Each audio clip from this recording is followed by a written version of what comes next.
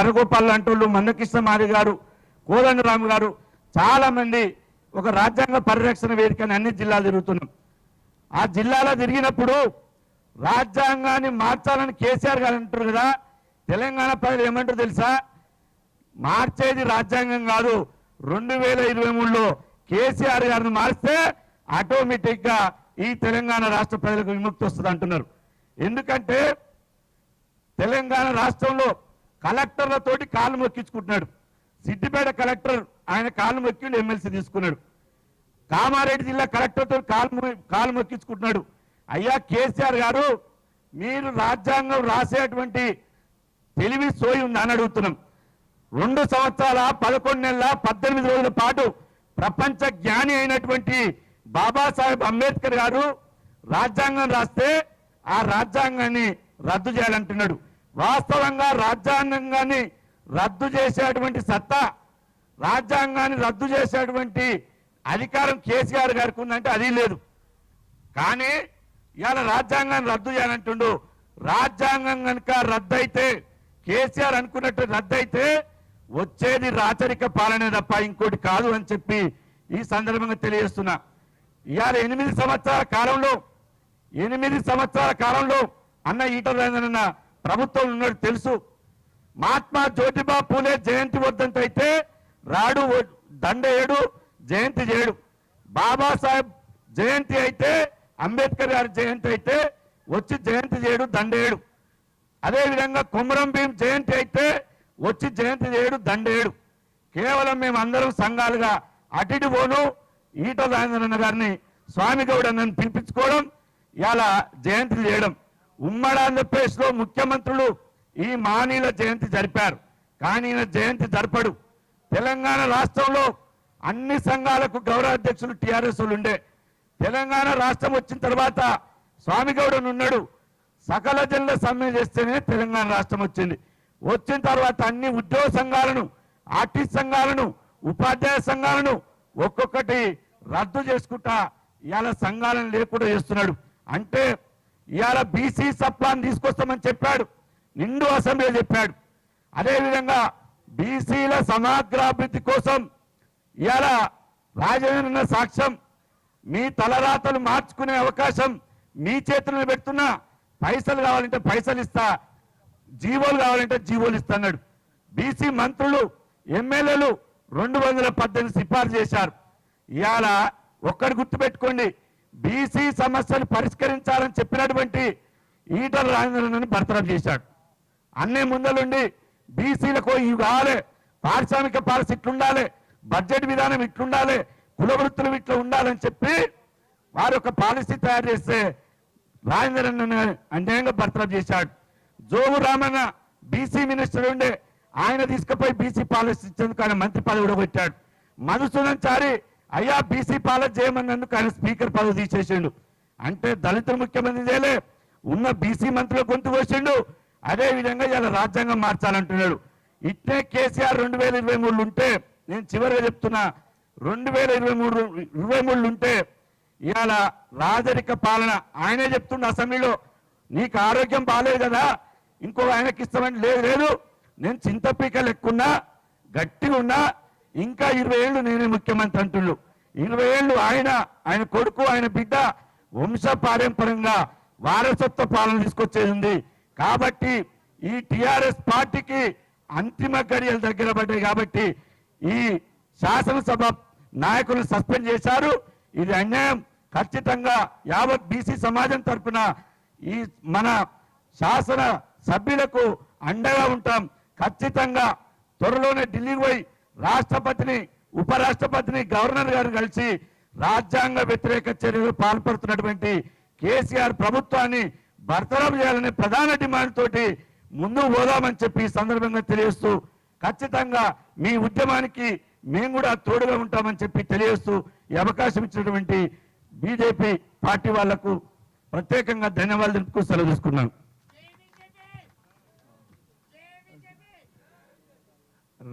ఈరోజు వణుకు పుట్ట కళ్ళలోకి రావడమే కాదు, వణుకు పుడతా ఉందని చెప్పి ఈ సందర్భంగా నేను తెలియజేస్తా ఉన్నా. మరి ఎందుకు ఇంత భయపడుతున్నాడు? భారతీయ జనతా పార్టీ అంటే ఎందుకు ఇంత భయము? శాసనసభ్యులు ప్రశ్నించేటటువంటి ప్రశ్నలకు సమాధానం చెప్పడానికి ఎందుకంత భయము? మరి ముఖ్యంగా నేను వస్తున్నప్పుడు ఈటల రాజేందర్ గారు మాట్లాడుతున్నారు. చాలా ఆర్థిక శాఖ మంత్రిగా పనిచేసిన తెలంగాణ ప్రభుత్వంలో కేసీఆర్ యొక్క అంకెల గారడీని మన ముందు కళ్ళకు కట్టినట్టు చెప్పింది. మొత్తం ఏ విధంగా మోసం చేస్తాడు అంకెల గారడీతోనని. వేల కోట్ల రూపాయల, లక్షల కోట్ల రూపాయల యొక్క 2,56,000 కోట్ల బడ్జెట్ ని దేశంలోనే ఇటువంటి బడ్జెట్ ఎక్కడ ప్రవేశపెట్టలేదు. చాలా ఘనమైన బడ్జెట్ నేనే ప్రవేశపెడుతున్నాను సిగ్గుగప్పి చెప్పుకునేటటువంటి ముఖ్యమంత్రి గారిని ఈరోజు తన మాటలతో తన మొత్తం ఒక్కొక్క లెక్క చెప్పి ఆయన బండారని అంటారు. ఈరోజు ఇటల రాజేందర్ గారు బయట పెట్టిండు. ప్రతి ఒక్క పథకానికి మిషన్ భగీరథ కావచ్చు, లేదా 2 బెడ్రూమ్ల ఇండ్లు కావచ్చు, లేదా రైతు బంధు కావచ్చు, లేదా ప్రాజెక్టులే కావచ్చు, ఏ పథకమైనా పెన్షన్లే కావచ్చు, హామీలు ఇచ్చి మర్చిపోయినటువంటి అనేక పథకాలే కావచ్చు, వాటిని ఏ విధంగా ప్రజలను మోసం చేయడానికి కేసీఆర్ గారు పదే మోసాలను చేస్తూ ఉంటే అక్కడ ఉండి అన్ని మోసాలని గమనించినటువంటి రాజేందర్ గారు, ఒక లాయర్గా మరి రఘునందన్ గారు, వారందరూ రాజాసింగ్ గారు, ముగ్గురు కూడా అసెంబ్లీలో వారి బండాన్ని బయట పెడతామంటే ఈరోజు బయటికి పంపించిందంటే కేసీఆర్ గారికి ఈ రాష్ట్రంలో మళ్ళీ అధికారంలోకి వస్తున్నటువంటి విశ్వాసాన్ని కోల్పోవడం వల్లనే ఈరోజు భారతీయ జనతా పార్టీ శాసనసభ్యులను చూస్తే అంత పెద్ద ఎత్తున బయటికి పంపించని చెప్పి సందర్భం తెలియజేస్తా ఉన్నా. ముఖ్యంగా తెలంగాణ రాష్ట్రాన్ని ఈరోజు మనం చూస్తా ఉన్నాం. ఆయన ఏ విధంగా ప్రెస్ మీట్లు పెట్టినప్పుడు గంటల కొద్దీ ఏ విధంగా మాట్లాడేటోడు. ఈరోజు భారతదేశంలో జరుగుతున్నటువంటి 5 రాష్ట్రాల ఎన్నికల సందర్భంగా 5 రాష్ట్రాల ఎన్నికల్లో మరి ఇప్పుడు 4 రాష్ట్రాల్లో ఘన విజయాన్ని సాధించినటువంటి భారతీయ జనతా పార్టీ విజయం తర్వాత నోరు మెలుపుతలేడు కేసీఆర్ గారు. నోరు వెళ్తారు బయటికి. అప్పటిదాకా తిరిగిండు, ఈ రాష్ట్రం నుంచి ఆ రాష్ట్రం తిరిగిండు, ఛత్తీస్గఢ్ అన్నాడు, ఇంకా అక్కడికన్నాడు, ఇక్కడికన్నాడు, మహారాష్ట్ర పోయి నాడికి పోయి నీడికి పోయి రకరకాలుగా పోయి వచ్చింది. పాపం ఏదో ఫ్రంట్ పెడతా అని. మరి ఏమైందో ఏమో, రిజల్ట్ రాగానే ఫ్రంట్ లేదు, ఏదీ లేదని చెప్పినటువంటి విధంగా, ఏ ఫ్రంట్ లేదని చెప్పినటువంటి మాట కూడా మాట్లాడిన విషయం మనం చూసినాం. అంటే ఈరోజు ఆయనకు అర్థమైపోయింది వాతావరణం ఏమున్నది భారతదేశంలో, భారతదేశం ప్రజలు ఎవరిని కోరుకుంటున్నారు, ఏమి కోరుకుంటున్న విషయం కూడా ఈరోజు ముఖ్యమంత్రి గారికి స్పష్టమైంది. భారతీయ జనతా పార్టీని పదే విమర్శించి, కేంద్ర ప్రభుత్వాన్ని పదే విమర్శించి, నేనేదో పెద్ద జాతీయ నాయకుడిని అయిపోయినా నరేంద్ర మోడీ గారిని నేనే ఎదుర్కొంటా, నాలాంటి ఎదుర్కొన్నటువంటి దేశంలో ఎవరు లేనటువంటి విధంగా గొప్పలు కొట్టేటువంటి కేసీఆర్ గారు ఈరోజు నోరు మూసుకొని, నోరు ఇప్పకుండా ఈరోజు మూసేటటువంటి ప్రయత్నం చేస్తా ఉన్నాడంటే ఈరోజు తెలంగాణ వ్యాప్తంగా ఉన్నటువంటి భారతీయ జనతా పార్టీ కార్యకర్తలు కూడా ఈ యొక్క రాజ్యాంగ పరిరక్షణ దీక్ష ఇక్కడ ఈరోజు ప్రారంభమైంది. ఈ యొక్క సభలను ప్రతి జిల్లాలో కూడా ఈ సభలను ఏర్పాటు చేసి అక్కడనే ప్రజా అసెంబ్లీలో కేసీఆర్ ని ఎండగట్టే విధంగా భారతీయ జనతా పార్టీ చేస్తుందని మీకు ఈ సందర్భంగా నేను తెలియజేస్తా ఉన్నా. కేసీఆర్ యొక్క మోసాలు, కేసీఆర్ యొక్క అబద్ధపు హామీలు, కేసీఆర్ యొక్క అబద్ధపు అంకెల గారడి బడ్జెట్ పేరు మీద, ఎందుకంటే బడ్జెట్ అంటే బ్రహ్మ పదార్థం కాదంటాడు. మరి ఎందుకు పెడుతున్నామా బడ్జెట్ సమావేశాలు ఎందుకు? ఆ బడ్జెట్ సమావేశాల్లో మరి మొట్టమొదటిగా గవర్నర్ గారి ప్రసంగం ఉంటుంది, ఆ ప్రసంగాన్ని కూడా తీసేసిండు. అంటే రాజ్యాంగం అంటే ఆయనకు గౌరవం లేదు.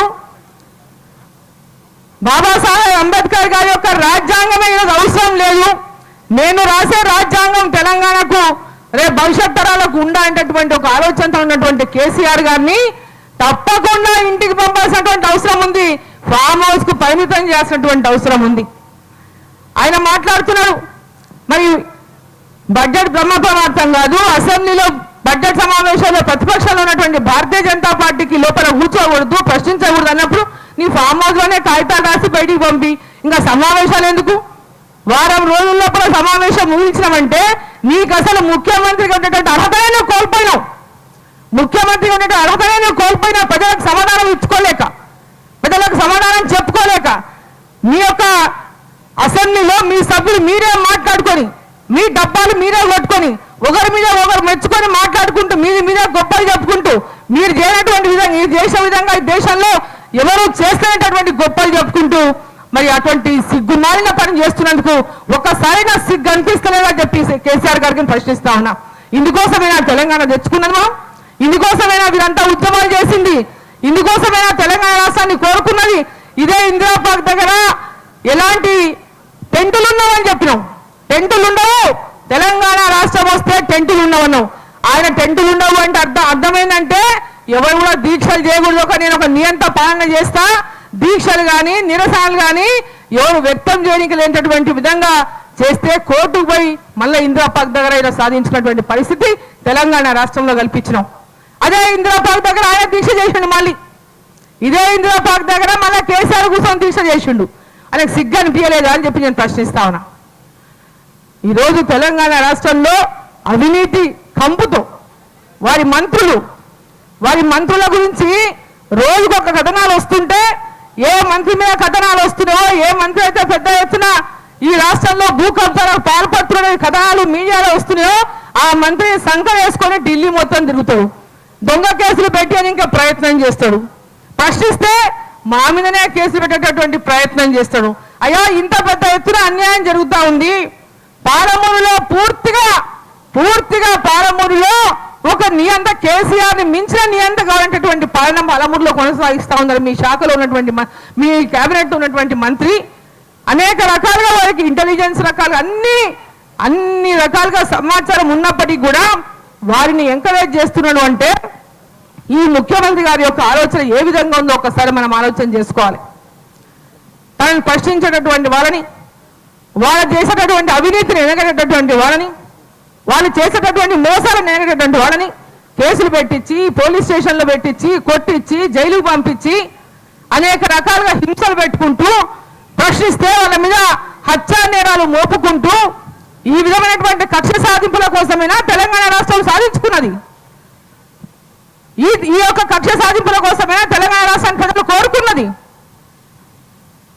ఈరోజు తెలంగాణ రాష్ట్రంలో ప్రతి ఒక్కరు కూడా ఒక స్వచ్ఛమైన స్వేచ్ఛాయుత ప్రజాస్వామ్య పాలన కావాలని కోరుకుంటున్నారు. ఈరోజు భారతీయ జనతా పార్టీ తెలంగాణ రాష్ట్రంలో అధికారంలోకి రావాలని ప్రజలు కోరుకుంటున్నారు. అంతకుముందు గెలిచినటువంటి రఘునందన్ గారు కానీ, దుబ్బాక అంటే ఎక్కడున్నా దుబ్బాక, ముఖ్యమంత్రి గారి నియోజకవర్గం పక్కలోనే ఆనుకున్నటువంటి దుబ్బాకలోనే మరి భారతీయ జనతా పార్టీ అభ్యర్థి రఘునందన్ రావు గారిని గెలిపించిందంటే ప్రజలు ఏమి కోరుకుంటున్నారో స్పష్టంగా అర్థం కాలేదా ముఖ్యమంత్రి గారు అని చెప్పి ప్రశ్నిస్తా ఉన్నా.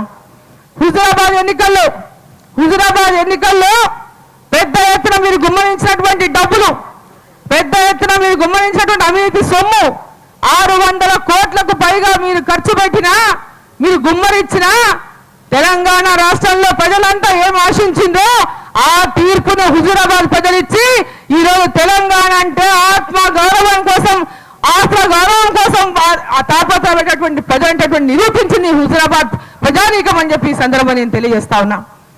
ఈటల రాజేందర్ గారి గెలుపు తెలంగాణ ప్రజలందరి యొక్క ఆకాంక్ష అని చెప్పి ఈ సందర్భంగా నేను తెలియజేస్తా ఉన్నా. తెలంగాణ ప్రజలందరూ కూడా ఈరోజు తెలంగాణ రాష్ట్రంలో మీ పరిపాలనను పూర్తిగా అసహించుకొని మీరు ఇచ్చినటువంటి దళిత ముఖ్యమంత్రి కానీ, దళితులకు భూమే కానీ, 2 బెడ్రూమ్ల ఇండ్లే కానీ, రైతు రుణమాఫీ కానీ, అదేవిధంగా నిరుద్యోగులకు ఉద్యోగాలే కానీ, నిరుద్యోగ భృతే కానీ, ఇట్లా చెప్పుకుంటూ పోతే ఇచ్చిన ప్రతి ఒక్క హామీని మొత్తం మళ్ళీ ఎలక్షన్ హుజురాబాద్ ఎన్నికల కోసం మీరు తెచ్చిన దళిత బంధు కూడా ఈరోజు పెద్ద ఎత్తున మోసం కాదా అని చెప్పి ఈ సందర్భంగా నేను ప్రశ్నిస్తా ఉన్నా. మహిళా బంధు అట, మొన్న మహిళా దినోత్సవం రోజున మహిళా బంధు అనేటటువంటి మహిళా బంధు గురించి మాట్లాడి 3 రోజుల సెలబ్రేషన్స్ అట. పాపం ముఖ్యమంత్రి గారికి గత 7.5 సంవత్సరాలుగా పైగా ఎప్పుడు మహిళలు గుర్తురాలే, ఎప్పుడు మహిళల యొక్క అంతర్జాతీయ మహిళా దినోత్సవం గుర్తురాలే. మొట్టమొదటిసారి ఆయన అధికారంలో వచ్చినప్పుడు ఒక్క మహిళా మంత్రి లేదు ఆయన క్యాబినెట్లో. రెండోసారి అధికారంలోకి వచ్చిన తర్వాత ఎంతో కాలానికి మహిళా మంత్రులు వచ్చారు, ఎంతో కాలానికి మహిళా కమిషన్ ఏర్పాటైంది. ఈరోజు ఒక మహిళ గవర్నర్గా ఉన్నటువంటి రాష్ట్రంలో తన ప్రభుత్వాన్ని గురించి తన ప్రభుత్వం చేసినటువంటి అభివృద్ధి కార్యక్రమాలే కానీ చేయదలుచుకుందే కానీ అసెంబ్లీలో ఆనవాయితీగా వస్తున్నటువంటి ఒక గవర్నర్ యొక్క ప్రసంగాన్ని అడ్డుకుని ఈరోజు రాజ్యాంగాన్ని అవమానించినటువంటి కేసీఆర్ కు ఆ కుర్చీలో ఒక్క రోజు కూడా కూర్చున్నటువంటి అర్హత లేదని చెప్పి ఈ సందర్భాన్ని నేను తెలియజేస్తా ఉన్నా. ఒక పక్క మహిళలంటే మహిళ బంధు అంట, ఒక పక్క మహిళా గవర్నర్, ప్రథమ మహిళ మన తెలంగాణ రాష్ట్రానికి మహిళా గవర్నర్ని అవమానించినటువంటి మీకు మరి మహిళా బంధు పేరు మీద మహిళ ఆ యొక్క ఉత్సవాలు చెప్పినట్టు చేసేటువంటి అర్హత మీకు ఉందా ముఖ్యమంత్రి గారు అని చెప్పి నేను ప్రశ్నిస్తా ఉన్నా. ఈరోజు అక్కడ ఉన్నటువంటి చాలా మంది ఉద్యమంలో ఉన్నటువంటి వాళ్ళు, ఉద్యమంలో తెలంగాణ కోసం పోరాటం చేసినటువంటి వాళ్ళు చాలా తక్కువ. ఇతర పార్టీలకి వెళ్ళి వచ్చి హైదరాబాద్ నుంచి ఎలగొడతామని అనేక బూతులు తిట్టి అనేక మాటలు మాట్లాడి అనేక రకాలుగా అవమానించినటువంటి వాళ్ళు ఏమో సంకల పెట్టుకొని కూర్చున్నాడు ముఖ్యమంత్రి గారు. వాళ్ళంతా ఉద్యమకారులు, పాప ఉద్యమాలు చేసిన వాళ్ళు ఏమో అందరూ మొత్తం ఎక్కేసినారు ఇక్కడ స్టేజ్ మొత్తం. ఈటల రాజేందర్ గారితో పాటు అక్కడ స్వామి గౌడ్ గారు ఉన్నారు, రవీంద్ర నాయక్ గారు ఉన్నారు, విఠల్ గారు ఉన్నారు, బాలకృష్ణారెడ్డి గారు ఉన్నారు, ఇట్లా మొత్తం చెప్పుకుంటూ బోడిగా శోభ గారు ఉన్నారు, తులా ఉమ గారు ఉన్నారు, ఇట్లా చెప్పుకుంటూ పోతే విజయ రామారావు గారు ఉన్నారు. ఇక్కడ పెద్ద ఎత్తున ఉద్యమంలో వాళ్ళతో పాటు ఉండి కేసీఆర్ యొక్క నైజాన్ని ఈరోజు గుర్తించి మొత్తం బయటకు వచ్చి ఈ తెలంగాణ కోసం మేము పోరాటం చేయలేదు, ఇంకా మేము ఆత్మక్షోభని భరించలేమని ఈరోజు బయటకు వచ్చినటువంటి నేపథ్యంలో తెలంగాణ ప్రజలంతా కూడా భారతీయ జనతా పార్టీ వైపు చూస్తున్నటువంటి ఈ తరుణంలో భారతీయ జనతా పార్టీ నరేంద్ర మోడీ గారి యొక్క నాయకత్వంలో, జేపీ నడ్డా గారి యొక్క సారథ్యంలో ఈరోజు 5 రాష్ట్రాలకు గారు 4 రాష్ట్రాల్లో రెండవసారి మళ్ళీ కంటిన్యూస్ అధికారంలోకి వచ్చింది. యూపీలో ఇంతకుముందు లక్ష్మణ్ గారు చెప్పారు చాలా వివరంగా, యూపీలో ఎట్లా పరిస్తుండే ఈరోజు మళ్ళీ యోగి గారిని ఎంత పెద్ద మెజార్టీతో అక్కడ గెలిపించుకున్నారంటటువంటి ఓటు శాతాన్ని పెంచుకొని ఉత్తరాఖండ్ కానీ, గోవా కానీ, మణిపూర్ కానీ ఆయా రాష్ట్రాల్లో పెద్ద ఎత్తున ఈరోజు భారతీయ జనతా పార్టీ వైపు మళ్ళీ అధికారం ఇచ్చిండ్రు అంటే దేశవ్యాప్తంగా కూడా ఈరోజు ప్రజలంతా కూడా దేశంలో ప్రతి రాష్ట్రంలో కూడా భారతీయ జనతా పార్టీ అధికారంలోకి రావాలని ఏ విధంగా కోరుకుంటున్నారో మన తెలంగాణ రాష్ట్రంలో ప్రజలు కూడా భారతీయ జనతా పార్టీ ఈ రాష్ట్రంలో కూడా అధికారంలోకి రావాలి, ఒక స్వేచ్ఛాయుతమైనటువంటి ప్రజాస్వామ్యమైనటువంటి స్వచ్ఛమైనటువంటి పాలన, అవినీతికి తావు లేకుండా ప్రజల ఆకాంక్షలు నెరవేర్చే దిశగా భారతీయ జనతా పార్టీ ఈ రాష్ట్రంలో అధికారంలోకి రావాలి, తెలంగాణ ప్రజల ఆకాంక్షలు నెరవేర్చేటటువంటి లక్ష్యంతో ఏదైతే ఉన్నారో వారి యొక్క ప్రజల యొక్క కోరికలను నిజం చేసే దిశగా భారతీయ జనతా పార్టీ ముందుకు కదులుతుంది. టిఆర్ఎస్ పార్టీ యొక్క మోసాలను, వాళ్ళ అబద్ధపు హామీలను, వాళ్ళ నియంతృత్వాన్ని ఎండగట్టి మరి మీ ఎమ్మడి నిలుస్తుంది. తెలంగాణ ప్రజానీకం అంతా కూడా ఆత్మగౌరవం కోసం పోరాటం చేసినటువంటి ప్రజలు మరి భవిష్యత్తులో ప్రతి ఒక్క జిల్లాలో కూడా ఇటువంటి సభలు ఏర్పాటు చేసి ప్రతి ఒక్క జిల్లాలో కూడా కేసీఆర్ యొక్క నియంతృత్వాన్ని ఎండగట్టి, అవినీతిని ఎండగట్టి ప్రజల లోపలికి తీసుకెళ్లి మరి భారతీయ జనతా పార్టీని అధికారంలోకి తీసుకొచ్చే విధంగా భారతీయ జనతా పార్టీ పోరాటం చేస్తుందని, ఆ దిశగా ప్రజలందరూ కూడా ధైర్యంగా వారి యొక్క టిఆర్ఎస్ పార్టీ యొక్క వేధింపులకు కానీ వారి యొక్క కక్ష సాధింపులకు కానీ ఏ ఒక్కరూ భయపడకుండా తెలంగాణ పోరాటం యొక్క స్ఫూర్తిని తీసుకొని ముందుకు కదలాలని, తెలంగాణ పోరాట స్ఫూర్తితో కేసీఆర్ ని గద్దె దింపే వరకు కూడా వెనకడుగు వేయకూడదని చెప్పి ఈ సందర్భంగా ఈ వేదిక ద్వారా కోరుకుంటూ భారత్ మాతాకి ట్రైబల్ ఎప్పుడు లాస్ట్లో ఉంటారు లిస్ట్లో. ఇక్కడ కూడా లాస్ట్లో వచ్చినా కూడా మరి ఒక నిమిషంలో ముగించమంటున్నారు.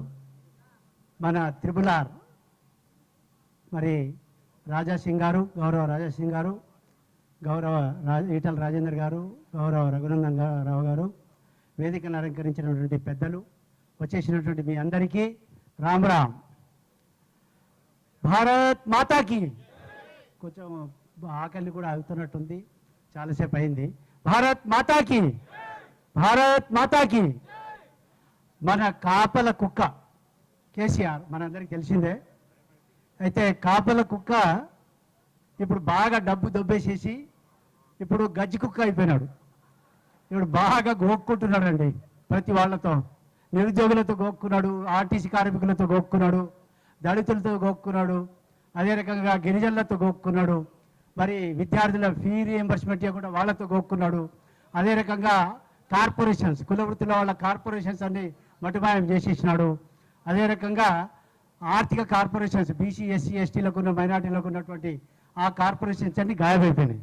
అయితే ఇప్పుడు కేవలం అంకెల గారడి ఏదైతే ఈ అసెంబ్లీలో పోయినాడో దాన్ని మన ముగ్గురు త్రిపుల్ మరి ఆట కట్టిస్తారని చెప్పేసి వాళ్ళని ఎదుర్కొనే ధైర్యం లేక 103 మంది మరి మూగజీవాలు ఉన్నాయి కదా అసెంబ్లీలో, 103 మంది ఉన్నా కూడా ఈ ముగ్గురు త్రిపుల్ చూసి పట్లో తడిచిపోయిందని నేను అనుకుంటున్నా.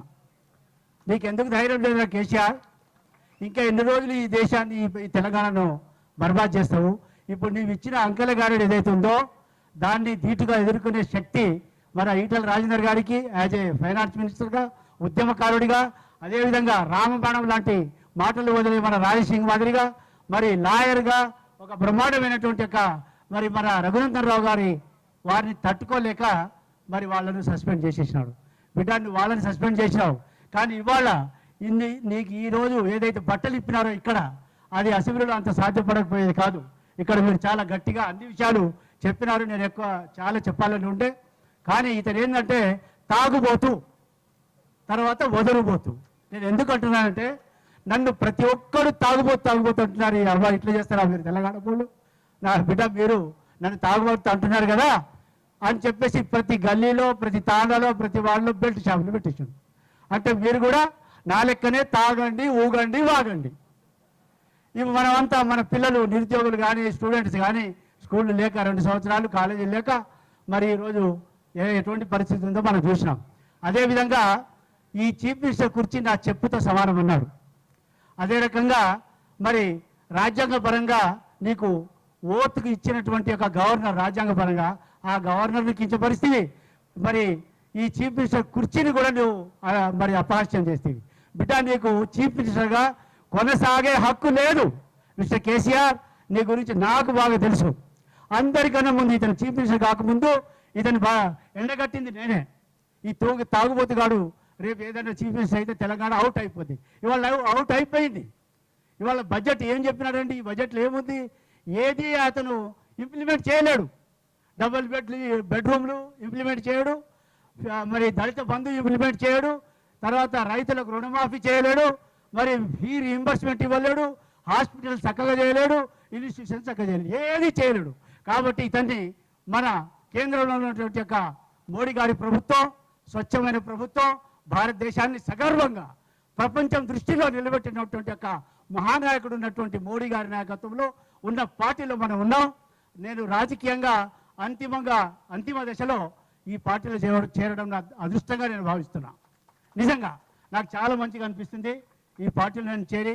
మరి ఈటల రాజేందర్ గారికి ఈరోజు బ్రహ్మాండంగా బట్టలు ఇప్పిండండి. అది దయచేసి దీని మీద దృష్టి పెట్టాలా, దీన్ని బ్రహ్మాండంగా ముందుకు తీసుకెళ్లాలా.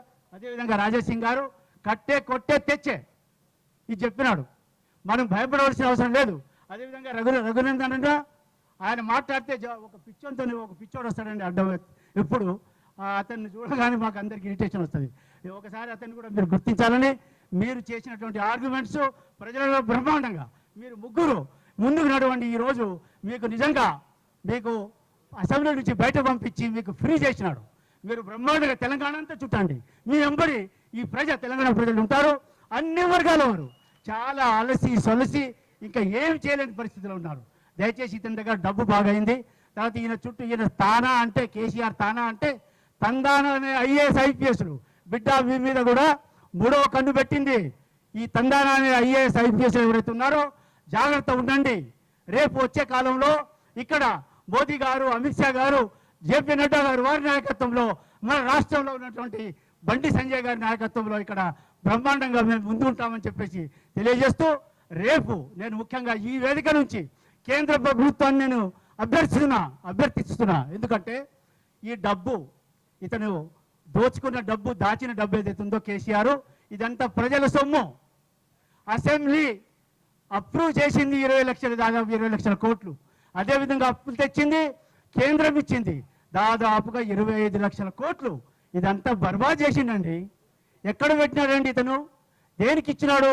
దీని మీద కేంద్రం వెంటనే రియాక్ట్ కావాలా, యాక్షన్ తీసుకోవాలని చెప్పేసి కూడా నేను ఈ సందర్భంగా నేను చెప్పవద్దు ఈ పార్టీలో ఉండి, కానీ కేంద్రం చేసే పని చేస్తుంది. కానీ మీరు కూడా ఎక్కడిదక్కడ మన ముగ్గురు త్రిపులార్ కూడా మీకు పిలుపు ఇచ్చారు. మీరు ప్రతి చోట వీళ్ళ యొక్క అవినీతిని ఎండగట్టాలని చెప్పారు. కాబట్టి ఇదే ఇంతవరకు నేను తెలియజేస్తూ నాకు ఈ అవకాశం ఇచ్చినందుకు మీ అందరికీ మా గౌరవాయిల తరఫున లంబాడి తాండాలని మెరిపిస్తా, లంబాడోళ్ళను బలవంతుని చేస్తా అని చెప్పేసి అన్నాడు. గిరిజనులను మరి బలవంతుని చేస్తా, గిరిజన గూడాలని మెరిపిస్తానన్నాడు. అదే రకంగా మరి బంగారు తెలంగాణ అన్నాడు. బంగారు తెలంగాణ ఎక్కడుందండి? బట్టెవారు తెలంగాణ చేసినాడు, తాగుబోతులు తెలంగాణ చేసినాడు. కాబట్టి దయచేసి మనమంతా ముందుకు నడవాలని మన ముగ్గురు త్రిపులార్లకి నేను భగవంతుని కోరుకుంటున్నా. వాళ్ళకి ఆయురారోగ్యం ఇచ్చి ఇంకా మీరు ముందుకు నడవాలని చెప్పి తెలియజేస్తూ సెలవు తీసుకుంటున్నాను. భారత్ మాతాకి, భారత్ మాతాకి.